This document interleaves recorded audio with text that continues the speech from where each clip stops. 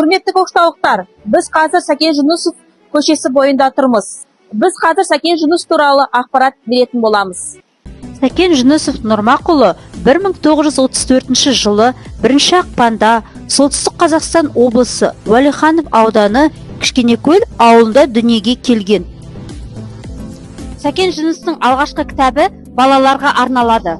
Ол кішкентай оқырмандарға сонарда, әже мен емші және дәрігер, кімнің мекені жақсы деп аталса, ересектерге Жапандағы жалғыз үй, Заманай мен Аманай, Жаралы гүлдер, Ажар мен Ажал сияқты көптеген еңбектері танымал болды. Сәкен Жүнісовтың Ақан сері туындысы көпшіліктің көңілінен шығып, кейіннен Сәкен Жүнісовты Сәкен сері деп те атаған. Сәлеметсіз бе? Сәлеметсіз. Сізге сұрақ қоюға бола ма? Әрине. Сәкен Жүнісов қай жердің тумасы? Осы Көкшетау жерінің тумасы.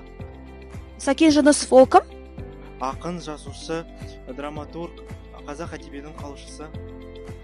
Жақсы, рахмет, сау болыңыз. Сәлеметсіз бе? Осы көше қалай аталады? Сәлеметсіз бе? Сәкен Жүнісов. Сәкен Жүнісов туралы не білесіз? Сәкен Жүнісов қоғам қайраткері, әдебиетші.